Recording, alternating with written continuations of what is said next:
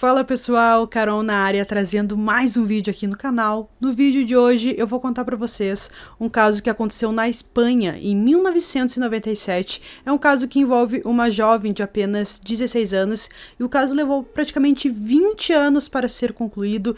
Então, durante bons anos, foi um dos maiores mistérios da Espanha e, por fim, foi resolvido. Se você se interessa por esse tipo de conteúdo, casos criminais resolvidos, como é o de hoje, casos criminais que ainda são um mistério, convido você a se inscrever aqui no canal. Todas as semanas eu trago esse tipo de conteúdo, então se você gosta, se inscreve aqui no canal, deixa um like nesse vídeo, ativa o sininho de notificações e também me segue lá no Instagram. Então bora vem comigo que hoje nós vamos conhecer o caso Eva Blanco.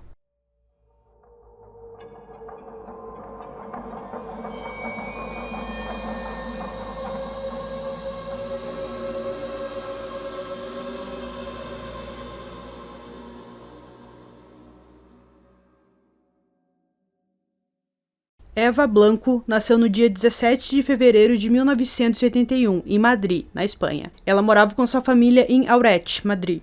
Em 1997, a jovem estava com 16 anos. No dia 19 de abril, um sábado, Eva se divertiu com suas amigas em uma festa. Há pouco tempo, ela tinha terminado o seu namoro, então aquela festa foi para ela se divertir e esquecer um pouco de toda a situação. Perto das 11h30 daquele sábado, ela estava cansada e decidiu ir embora. Uma de suas amigas também decidiu ir embora no mesmo momento e as duas saíram juntas da festa. A amiga a acompanhou até um terreno baldio a cerca de 700 metros da casa da família Blanco, na área residencial de Valderrey, antes de se separarem às 11h45. Eva pretendia atravessar o terreno baldio como um atalho para sua casa, evitando um desvio mais longo pelo centro da cidade, mas ela não imaginava que essa sua atitude a colocaria em risco.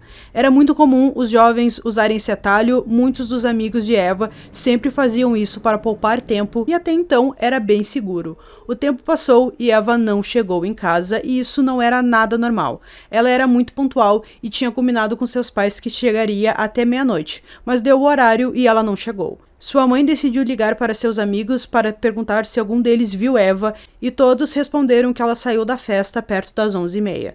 Sua mãe avisou seu marido e pai de Eva, o homem era motorista de caminhão, então ele junto com seu sobrinho, um policial local e o pai de um dos amigos de Eva deram uma volta na cidade para ver se encontravam a garota. Eles não encontraram nenhum sinal da garota, então decidiram ir até a delegacia local. Quando eles chegaram lá, eles contaram praticamente tudo o que aconteceu, só que os policiais que estavam de plantão, eles não deram muita importância pro caso. Eles falaram que era algo muito recente, fazia questão de 2 horas no máximo que ela tinha desaparecido até então, e eles falaram que eles não podiam fazer muita coisa, que tinha que esperar mais um tempo, e até um dos policiais que estava por lá, ele disse que não era para se preocupar, porque provavelmente ela tinha se drogado na festa e estava jogada no chão da rua, da cidade, enfim. Eles realmente não deram muita importância naquele momento, mas o seu pai sabia que tinha alguma coisa muito errada. Algumas horas depois, seus familiares, seus amigos, a polícia e a guarda civil iniciaram as buscas pela jovem em Aurete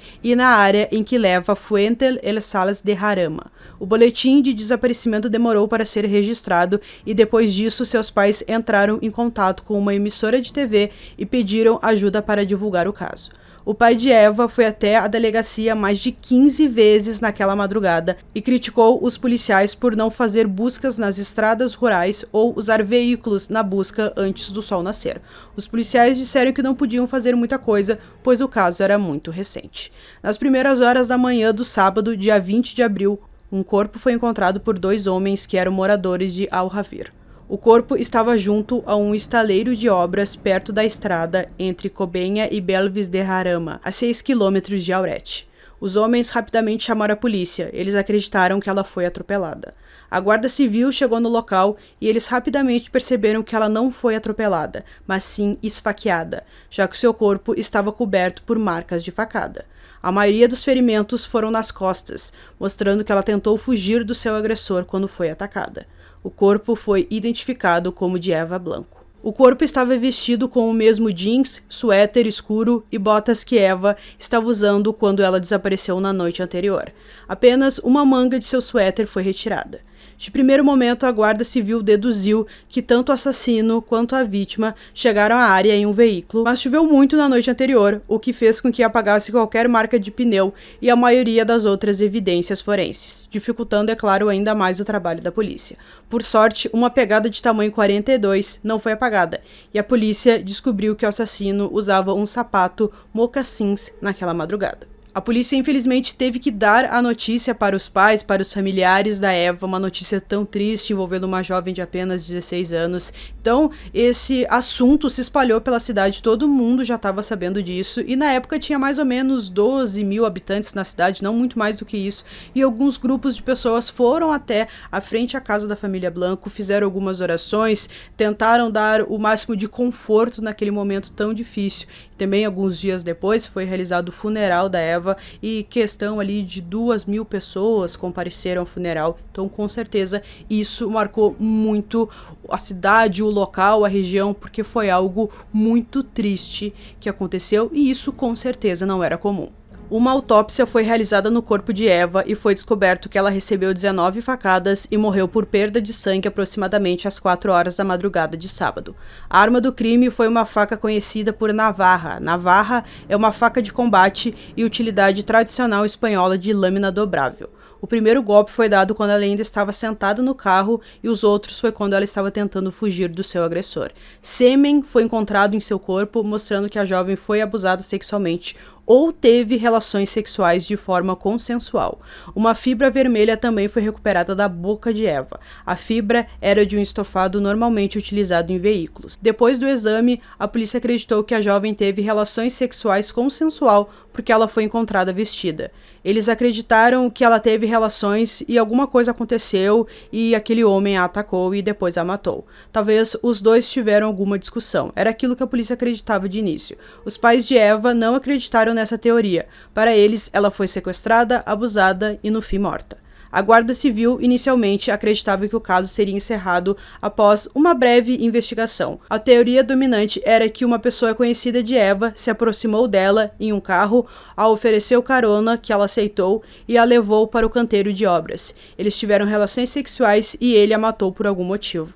A polícia soube que Eva terminou o seu relacionamento pouco antes de morrer, então seu ex-namorado foi o primeiro a ser investigado. O jovem morava em Fuente El Sals, mas depois de investigações ele foi descartado como suspeito. A polícia focou agora em homens adultos que tivessem alguma ligação com a Eva, algum parente, algum amigo, alguma coisa assim, para ver se alguém tinha algum envolvimento. Os familiares e os amigos disseram que a Eva jamais entraria num carro de uma pessoa que ela não conhecesse. Então foi por isso que a polícia acreditou que o seu assassino era alguém que ela conhecia ou ela foi obrigada a entrar no carro. Alguns vizinhos também falaram que naquela noite eles viram uma coisa bem estranha, um homem dirigindo um carro azul, parecia que estava perseguindo uma jovem, mas ninguém anotou a placa nem nada, então foi apenas ali algo que algumas pessoas viram, mas a polícia não sabia se o motorista do carro azul tinha ou não alguma ligação com o caso. A Guarda Civil coletou amostras de DNA de parentes de Eva para comparar com a amostra de sêmen. O DNA do pai de Eva também foi testado, mas eles não encontraram nenhuma correspondência naquele momento. 8 meses após o crime, a mãe de Eva encontrou 2 cadernos escondidos no quarto da filha. Eles foram rotulados como 95 a 96 e 96 a 97, se referindo aos anos, e foram escritos à mão pela vítima até o dia do seu assassinato. Muitas dessas páginas não continham nada além de Eva e Miguel, o nome do seu ex-namorado, repetido várias e várias vezes em diferentes cores de caneta. 2 páginas antes do final do último, porém, Eva e Miguel foram substituídos por Eva e 343110. Todas essas tentativas de descobrir o significado do número 343110 não tiveram sucesso, com algumas hipóteses girando em torno do fato de que 34 é o prefixo telefônico da Espanha e 110 é o código postal de Aurete. Em 2007, 30 policiais trabalharam no caso e informações sobre casos semelhantes foram solicitados a outros escritórios de aplicação de lei. Um especialista reexaminou a evidência de DNA e concluiu que pertencia a um homem não descendente de europeus. 6 anos depois, em 2013, o número de pessoas investigadas subiu para 1.503 e 208 homens de Aurette e outras cidades tiveram seu DNA testado, incluindo criminosos que estavam de licença no momento do assassinato. Em 26 de abril de 2013, o programa investigativo de La Sexta exibiu um programa sobre o caso e recapitulou as evidências do caso. Depois disso, uma mulher relatou às autoridades que havia visto um homem suspeito no canteiro de obras por volta das 8 horas da manhã daquele sábado. Ele estava andando na chuva sem guarda-chuva, parecia que não tinha dormido durante a noite e parecia estar procurando algo antes de entrar num Renault 18 branco. A Guarda Civil considerou o depoimento confiável porque algumas pessoas também viram um Renault 18 na região. E também o modelo era compatível com a fibra recuperada no corpo de Eva.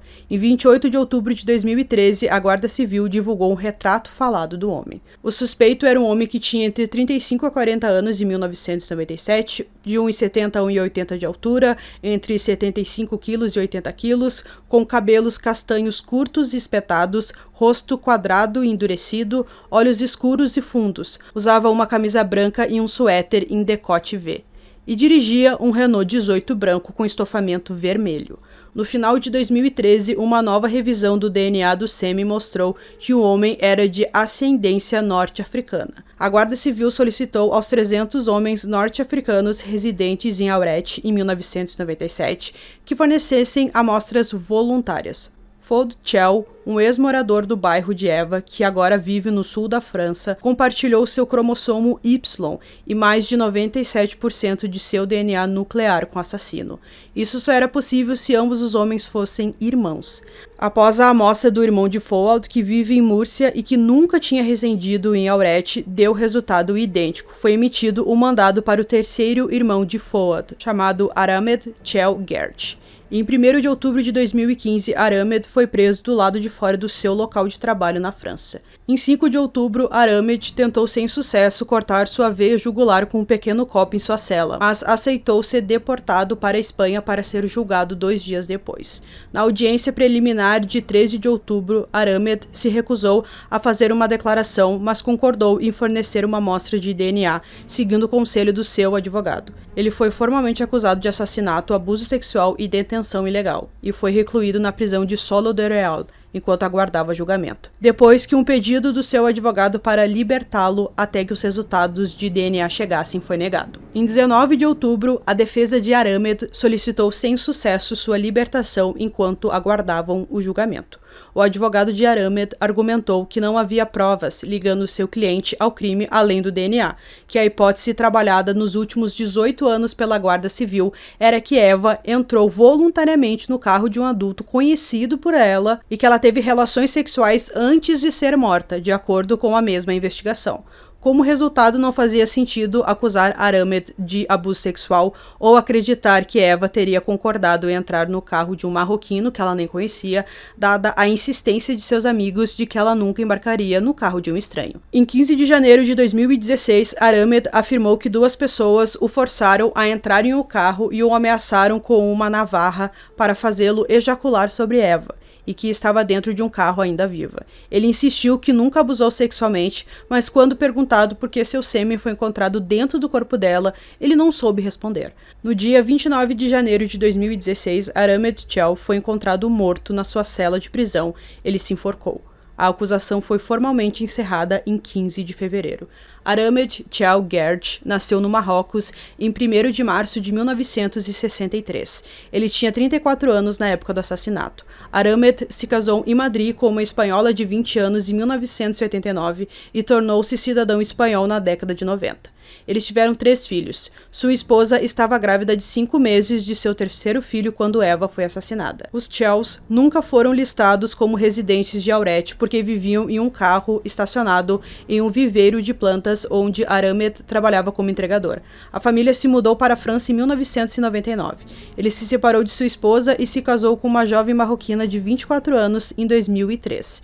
Ele morava na França com sua esposa e seus 3 filhos. Na França, ele trabalhou como soldador para uma empresa de máquinas agrícolas e seu relacionamento com colegas de trabalho era considerado ruim. Sua ex-mulher contou aos jornalistas que ele saiu na companhia dos irmãos na noite em que Eva desapareceu. Ela alegou que ninguém nunca contou sobre aquela noite até depois da prisão de Aramed, quando um irmão disse que eles estavam na mesma festa que Eva e que conversaram com ela depois que ela discutiu com seu ex-namorado, que também estava na festa. Eva saiu da festa com os irmãos a certa altura, mas voltou para dentro com os amigos por volta das 11 horas daquela noite. A ex-mulher de Aramed também alegou que nem a polícia nem a guarda civil a interrogaram ou os irmãos durante a investigação. Mais tarde, ela admitiu que Aramed se tornava agressivo quando bebia. Um ex-colega de trabalho no viveiro de plantas descreveu Aramed como não muito social, agressivo depois de beber e um pouco pervertido com mulheres. Então, pessoal, concluindo esse caso aqui para vocês, levou, como eu disse, praticamente 20 anos para ser concluído, mas por fim a polícia encontrou através de um teste de DNA do irmão do Aramed. Então foi algo assim, parecia coisa de filme esse caso, porque demorou muito, mas eles finalmente chegaram com o DNA. Então, a gente diz, se o DNA tá no corpo de uma pessoa, acho que essa é a prova mais concreta que a gente tem, não tem muito o que dizer. Ele até tentou dizer que não era o responsável por aquilo, que ele foi obrigado a fazer aquilo, mas ele cometeu o suicídio dentro da prisão. Então, isso prova que ele era realmente o culpado nesse caso. Se ele fosse inocente, ele, faria ali tudo possível, não teria por que tirar a vida, provavelmente ele se sentiu muito culpado depois do que ele fez, a gente fica com essa sensação. E, por fim, os pais da Eva tiveram um descanso, por mais que ele não recebeu sua pena e tudo mais, mas eles descobriram quem tirou a vida da sua filha naquele dia tão terrível, que foi algo tão triste, tão brutal, que todo caso que envolve um jovem, uma criança é sempre muito triste, e esse também não é diferente. Então hoje resolvi trazer um caso para vocês aqui um pouco diferente da Espanha, não trouxe muitos casos aqui no canal para vocês da Espanha, então hoje resolvi trazer. Quem tiver de dica também de algum outro país, assim, que eu não trago muito, normalmente trago mais dos Estados Unidos, também da Inglaterra, tem muito caso. Então, se alguém tiver aí de algum país diferente, pode deixar nos comentários que eu trago aqui pra vocês. Então, eu espero que vocês tenham gostado desse vídeo. Esse foi mais um vídeo aqui no canal. Durmam bem e até o próximo.